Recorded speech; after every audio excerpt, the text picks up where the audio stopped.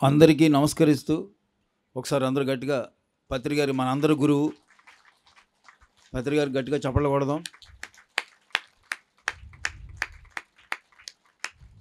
Okay, Keshavaraju గారు ధ్యాన ఆంధ్రప్రదేశ్ ఇప్పుడు ధ్యాన జగత్ అది ధ్యాన ఆంధ్రప్రదేశ్కి ఉన్నప్పుడు ఆ రమాదేవి గారు వీళ్ళంతా ఆ టీం ఉండేది. వాళ్ళందరూ ఇది డెవలప్ చేయాలి, మీరందరూ ఈ బుక్స్ పంచిపెట్టాలని చెప్పేవారు. సో నేను హైదరాబాద్ వెళ్ళినప్పుడల్లా పాత మ్యాగజైన్స్ అన్నీ నాకు ఆవిడ ఇచ్చి నన్ను ప్రోత్సహించేవారు. ఆ రోజుల్లో 2003, 2004లో ఆ బుక్స్ అన్నీ పట్టుకెళ్ళి నేను గ్రామాల్లో తిరిగి పంచిపెట్టేవాడిని. అలాగే ప్రతి గ్రామంలోనూ ధ్యానాంధ్రప్రదేశ్ బుక్స్ కట్టించేవాడిని.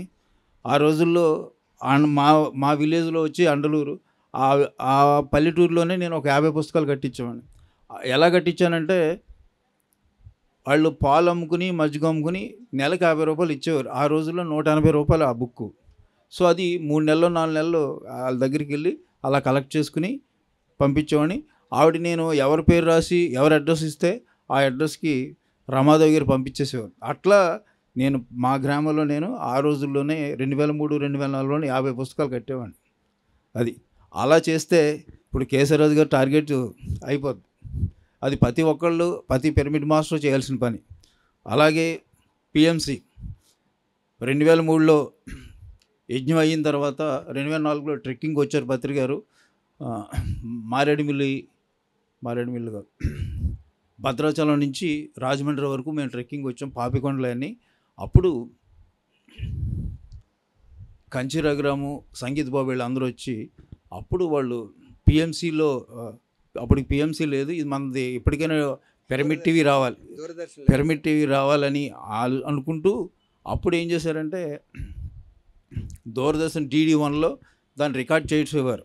అవి వచ్చినాయన్నీ చేశారు. అదే మేము ఏదో వాళ్ళు ఎప్పుడు పిలుస్తారా మేము ఎప్పుడు వెళ్ళిపోయి అక్కడ నిలబడదాం అనుకుంటూ ఉండేవాళ్ళం. అప్పుడు కంచి రఘురామ వాళ్ళు ఆ రోజు నుంచి నేను 2003 నుంచి పత్రికని గమనిస్తూ ఉన్నాను. ఆయన ఆ రోజు నుంచి కూడా పిఎంసిని చెయ్యాలని అప్పుడే అనేవారు. అందుకని ఆయన చూసి అదో గజనీ మహమ్మద్ దండయాత్ర అంటారు కదా, అలాగా నాకు తెలిసి 2003 నుంచి నేను చూశాను. ఇంకా అప్పటి నుంచి అన్నాళ్ళ నుంచి ఆయన టీవీ గురించి ట్రై చేస్తున్నారో తెలియదు.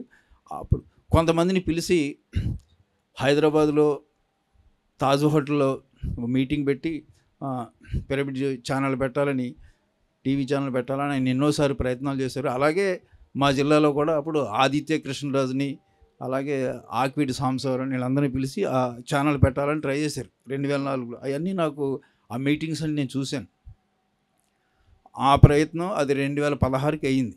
సో కనుక మనం అందరం ధ్యానం చేసి రేపే అయిపోవాలి అని మనం అందరం అనుకుంటూ ఉంటాం. కానీ పత్రిగారు మరి ఎన్నాళ్ళ నుంచో అది ప్రయత్నం నాకు తెలిసి ఇంకా అంతకుముందు నుంచి ఎన్నాళ్ళ నుంచి తెలుసో నాకు తెలియదు. అది అట్లా అన్ని సంవత్సరాలు నేను చూశాను. ఆయన దాదాపు 13 సంవత్సరాలకి అది 14 సంవత్సరాలకి అది ఆయన అనుకున్నట్టు ఆ పిఎంసి రూపంలో బయటకు వచ్చింది. అందుకని నేను ఎవరైనా అడిగితే పిఎంసి ఏంటంటే పిఎంసి అంటే పత్రిగారే అనేవాడిని. ఆ రోజుల్లో అనేవాడు పత్రిగారు, ఒరే నేను ఏదైనా ఒక విషయం చెప్పాననుకో అది నీకు చెప్పానంటే అది ప్రపంచానికి చెప్పేసినట్టు అనేవాడు. ఈయనేంటి మనకి చెప్తే మనం ఎవరికి చెప్తాం, మన దగ్గర వాళ్ళకి చెప్తాం కానీ అందరికీ వెళ్ళదు. ఇప్పుడు నేను ఏ విషయం అయినా ఏం మాట్లాడినా అది ప్రపంచానికి వెళ్ళిపోతుంది. అది దేనివల్ల సాధ్యం? అది పిఎంసి వల్ల. ఆ రోజుల్లో ఏ అనుభవం వచ్చినా అక్కడ చుట్టుపక్కల వాళ్ళు చెప్పాం. కానీ ఈవేళ పిఎంసి మన ఊరు వచ్చి మన ఇంటికి వచ్చి మన అనుభవాలన్నీ రికార్డ్ చేస్తుంది. ఇది ప్రపంచవ్యాప్తం చేస్తుంది. అందుకని ఒకసారి మనందరం గట్టిగా పిఎంసి చప్పట్లు కొడదాం. అలాగే పత్రిగారు 2003లో మా ఊరు రావటం జరిగింది. మా ఊరు వచ్చినప్పుడు ఎవరైతే మాంసాహారం మానేస్తారో వాళ్ళు చేతులు ఎత్తమని అడిగారు. అప్పుడు అందరూ ఆలోచిస్తున్నారు, ఏదో ఒక నెల రోజులు, ఒక సంవత్సరం, 6 నెలలు మానేయచ్చు కానీ జీవితాంతకాలం ఎలాగని. పత్రికారేమో ఒక్కళ్ళు లేరా, ఒక్క మగవాళ్ళు లేడా, ఒక్క మగవాళ్ళు లేడా అంటూ ఆయన 10-15 సార్లు అలా పిలిచేవాడు. పిలుస్తూ ఉంటే సరే మనం ఎలాగా మందులు వాడుతూ మనం ఎలాగ మాంసాహారం తినకూడదు, తినే అవకాశం లేదు. సరే ఆయన ఎన్నిసార్లు అడుగుతున్నారు. ఈ క్లాసు మా మాస్టర్ అరేంజ్ చేశారు, మా మాస్టర్ని ప్రోత్సహించినట్టు ఉంటుందని నేను లేచి వెళ్ళి ధ్యానం చేయించాను. అంతేగాని ధ్యానం చేస్తే నాకున్న అనారోగ్యాలన్నీ తగ్గిపోతాయనే విషయం కూడా ఆ రోజు నాకేం తెలియదు. కానీ మా మాస్టర్ గురించి నేను చెయ్యవటం జరిగింది. ఇచ్చాను. కళ్ళు నోరు మూసుకోమన్నారు. అప్పుడు నాకు ఈ కన్ను పూర్తిగా మూతపడదు, మాట ఇట్లా స్వచ్ఛంగా రాదు, ఈ మూతి వంకర ఉండేది కొంచెం ముక్కు. అయినా నేను ఆ రోజు ఆ చెయ్యి ఇచ్చినందుకు కూర్చున్న 10-15 నిమిషాలకి ఆ గొంతులోకి నీటి ఆవిరి రావటం, ఆ నీటి ఆవిరి లాలజనగా కారిపోతుంది. నేను పెరాలసిస్ పేషెంట్ కాబట్టి పగల మందులు వేసుకుంటాను కాబట్టి బాగానే ఉంటుంది. రాత్రులు ఎప్పుడు నాకు దీన్ని తడిసిపోయేది, ఈ జొల్లు కారిపోయి. సో అట్లా వస్తుంది, మధ్యలో లేస్తే బాగోదు. అప్పటికే ఇప్పుడులా కాదు, అప్పుడు పత్రికారు అందరినీ కొడుతున్నాడు, తిడుతున్నాడు, అన్నీ మొదలైపోయినాయి. కళ్ళు తెరిచిన వాడు అలా తిట్టేస్తున్నాడు, కొట్టేస్తున్నాడు. సరే నేనే చెయ్యి ఇచ్చి నేనే లేస్తే బాగోదు కదా అని నేను ఆ వచ్చిన లాలాజలాన్ని పైకెత్తాను, తల పైకెత్తి మింగేశాను. ఎప్పుడైతే మింగానో నాకు ఎక్కడెక్కడ అనారోగ్యాలు ఉన్నాయో అన్ని చోట్ల నుంచి నొప్పులు రావడం మొదలైంది. చెయ్యి నొప్పి, కాలు నొప్పి, నడు నొప్పి, మొత్తం ప్రతి అవయవంలోంచి ప్రతి కణంలోనూ పెయిన్స్ వస్తున్నాయి. అప్పటికే దద్దుర్లు దురదలు అన్నీ వచ్చేసినాయి. అయినా ఇంకా లేచిపోదాం అనుకునే టైంలో ఆయన ఆఖరి 5 నిమిషాలు అని చెప్పడం. సో ఆ 5 నిమిషాలు అలా కూర్చొని ఆ ధ్యానం కంప్లీట్ చేశాను. అయిన తర్వాత ఆ కాస్మిక్ ఎనర్జీ అని, బయోకాస్మిక్ ఎనర్జీ అని ఇవన్నీ నాకు అప్పుడు ఏం తెలీదు, విశ్వశక్తి అని. కానీ ఆ రోజు అది రావడం, నాకున్న అప్పటి వరకు నాకు మందులు వేసుకుంటే కానీ ఆకలి ఉంది, ఆ రోజు నాకు ఆకలి అనిపించడం, మా ఇంటికి వెళ్ళి భోజనం చేసిన తర్వాత మళ్ళీ అరగటానికి మందులు వేసుకోవాలి, అది వేసుకోలేదు. సో పగల పడుకోకూడదు, పడుకున్నాను ఆ రోజు. ఆ పడుకున్నా నాకు ఒళ్ళు చల్లబడటం, వణుకు రావటం జరగాలి, అది రోజు రాలా. సరే పిరమిడ్ గురించి కూడా చెప్పారు ఏదో అని పిరమిడ్ దగ్గరికి వెళ్ళాను. అక్కడ విశ్వేశ్వరరావు గారు అని ఉన్నాడు, ఆయన తీసుకెళ్ళి నీకు భయం లేకపోతే ఈ కింగ్ చాంబర్ మీద కూర్చుంచేయి, భయపడేటైతే కింద కూర్చుంచే అన్నాడు. ఎందుకంటే ఆయన ఏమన్నా అంటే కొంతమంది కరెంట్ షాక్లు వచ్చి భయపడి దిగిపోతున్నారు, నీకు భయం లేకపోతే ఇక్కడ కూర్చుంచే అన్నాడు. సరే అని ఆ కింగ్ చాంబర్ మీద కూర్చున్నాను. ఆ షాకులు రావడం మొదలైంది. సో ఆయన ఎలాగ చెప్పాడు కాబట్టి first time, second time, third time అలా అనిపించింది. తర్వాత అప్పుడు ఆ ధ్యానం అయిన తర్వాత ఈ పిరమిడ్లో కూడా ఏదో శక్తి ఉందన్న విషయం నాకు అర్థం అవడం, నాకున్న అనారోగ్యాలన్నీ తగ్గటం. అప్పటి నుంచి నేను అందరికీ ధ్యానం చెప్పాలని, చేయాలని తపంతో ఉండేవాడిని. పత్రికారిని అడిగేవాడిని, నాకు అందరికీ చెప్పాలనిపిస్తుందంటే ఆయన అనేవారు, 1,00,000 మందికి చెప్పురా, నీకు సహాయం చేసేవాడు, సహకరించేవాడు దొరుకుతాడని చెప్పేవాడు. సరే అప్పుడు చెప్పాలని ట్రై చేసేవాళ్ళం, పెద్దవాళ్ళు వినేవారు కాదు. సో అప్పుడు మళ్ళీ రెండోసారి పత్రికారు వచ్చినప్పుడు అడిగితే, వేరే పెద్దవాళ్ళకి కాదు పిల్లలకి చెప్పు అన్నాడు. అప్పుడు నేను ఉదయం ఒక బోర్డర్ స్కూల్కి, సాయంత్రం హై స్కూల్కి, అట్లా సంవత్సరానికి నేను మినిమం 1,00,000 మంది పిల్లలకి ధ్యానం చెప్పేవాడిని. పగలంతా ఈ ధ్యాన ప్రచారం చేసేవాడిని. 3 గంటలకి ఏదో ఒక హై స్కూల్లో, బోర్డర్ స్కూల్కి వెళ్ళిపోయేవాడిని, ఆ పిల్లలకి ధ్యానం చెప్పాను. అట్లా 2012 వరకు కూడా నేను ఎక్కువ స్కూల్స్కి వెళ్ళి చెప్తూ ఉండేవాడిని. ఇది అట్లా చేశాను. అప్పుడే నాకు డాక్టర్ బలరాం గారు పరిచయం అవ్వడం, నాకు కావాల్సిన పాంప్లెట్లు, మెటీరియల్, అలాగే ఏలూరులో జిల్లా అంతా చెప్పాలి కాబట్టి నేను ఫస్ట్ ఏలూరు హెడ్ క్వార్టర్ కాబట్టి ఏలూరు వెళ్ళడం జరిగింది. ఆ ఏలూరు వెళ్ళి పాంప్లెట్లు పంచుకుంటూ వెళ్తే అశోక్ నగర్లో మూర్తి గారి ఇంటి దగ్గరికి వెళ్ళాను. అది మూర్తి గారి ఇల్లు అని నాకు తెలియదు అప్పుడు.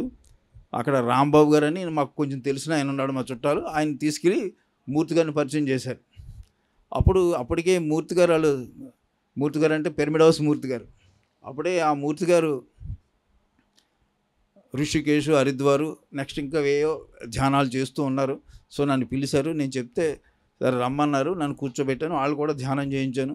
నెక్స్ట్ మళ్ళీ వాళ్ళ ఇంటి చుట్టుపక్కల ఉన్న వాళ్ళని, వాళ్ళ ఇంట్లో అద్దెకున్న వాళ్ళని, వాళ్ళ ఫ్రెండ్స్ అందరినీ పిలిచి ధ్యానంలో కూర్చోబెట్టారు. వాళ్ళకు కూడా వాళ్ళ ఇంట్లో రెంట్కున్న వాళ్ళు 2-3కి ఈ ధ్యానం చేయగానే వాళ్ళకున్న అనారోగ్యాలన్నీ తగ్గడంతో వాళ్ళు ఇది బాగుందని అక్కడ వాళ్ళకి తెలిసిన అనాథాశ్రమం అక్కడికి కూడా తీసుకెళ్ళి నా చేత ధ్యానం చేయించేవారు. తర్వాత ఆయన ద్వారా నేను ఎర్నేని ప్రసాద్ గారిని వీళ్ళందరినీ కలిసి ఏలూరులో ఒక సెంటర్ ఏర్పాటు చేయడం, పత్రికని తీసుకొచ్చి క్లాసులు పెట్టడం, అట్లా జంగారెడ్డి కూడా, అట్లా నేను ఒక్కొక్క ప్లేస్కి అలా వెళ్తూ ఉన్నాను. అలాగే ఒక పిరమిడ్ కట్టాలి, అందరి చేత కట్టించాలని ఎన్నోసార్లు అనుకున్నాను. అప్పటికే 2 సంవత్సరాలు అయిపోయింది. సో గారపాటి గారు వాళ్ళు పిరమిడ్ కడుతున్నారని తెలిసి ఆ రోజు పాంప్లెట్లు పంచుకుంటా వెళ్ళాను అక్కడికి. అప్పుడు మేము ఆ పిరమిడ్ కడతామంటే నేను ఇంజనీర్ని తీసుకుని వెళ్ళి ఆ పిరమిడ్ కట్టించడం అయింది. అది మొదటి పిరమిడ్. అట్లా పత్రికారితో నేను ఒక 224 పిరమిడ్లు కట్టించడం జరిగింది. ఆయనతో ఓపెన్ చేయించాను. సో అది అలాగే ధ్యానం ద్వారా అనారోగ్యాలు తగ్గుతాయని తెలుసు, ధ్యానం ద్వారా దుఃఖం లేని స్థితి పత్రి గారు. మరి నేను ఒక సామాన్యునిగా ఉన్న వ్యక్తిని ఒక అసామాన్యుడిగా నన్ను తీర్చిదిద్దిన వ్యక్తి ధ్యానం. సో పత్రి గారు నాకు నెల నెలా వచ్చి నాకు ఎప్పుడు నేను ఏ కార్యక్రమం చేసినా నాకు గైడెన్స్ ఇస్తూ ఉండేవారు. ఈ కార్యక్రమం నువ్వు కరెక్ట్గా చేసావు, ఈ కార్యక్రమం కరెక్ట్గా చేయలేదని కూడా చెప్పేవారు. సో ఆ కార్యక్రమం చేసేటప్పుడు నేను ఎవరినన్నా ఎదిరించాను అనుకో, ఒరే నువ్వు రౌడీలో చేసావు, గోండాలో చేసావు అనేవాడు. వాళ్ళని కలుపుకుని వాళ్ళ ముందు పెట్టి నేను చేశాను అనుకో, ఓహో ఇది ఇలా చేసావు కరెక్ట్ అని చెప్పేవాడు. అట్లా నేను చేసిన ప్రతి పని ఆయన చూస్తూ నన్ను గైడెన్స్ ఇస్తూ అలా ఉన్నారు. అలాగే పత్రి గారు బెంగళూరులో చనిపోతారని తెలుసు మా అందరికీ. కానీ ఆయన ఒకరోజు నేను వెళ్ళి ఆయనకి ధ్యానం చేసి శక్తిని ఎలా ఇస్తానా ఏంటని నాకేం అర్థం అవ్వట్లేదు. కానీ ఒకరోజు ఆయన ఫోన్ చేశారు. నాకు ఎప్పుడు నెలకు ఒక 15 రోజులకు ఏదో వంకన మాట్లాడుతూ ఉండేవాడు. ఆయన చూసి ఒరే అందరూ వస్తున్నారు, నువ్వు రాలేదేంటారు నన్ను చూడటానికి అన్నారు. సార్ నేను 2-3 సార్లు వద్దాం అనుకున్నాను, కుదరలేదు సార్ అని చెప్పాను. కాదు అని అట్లా మాట్లాడుతున్నంతసేపు ఒరే నువ్వు రారా అంటే సరే నేను అట్లా బెంగళూరు వెళ్ళాను, ఆయనతో చూశాను. సో ఆయన చనిపోయిన తర్వాత కూడా నాకు ఏమీ కళ్ళమ్మట నీళ్ళు రావడం కానీ దుఃఖం కానీ ఏమీ కానీ లేదు.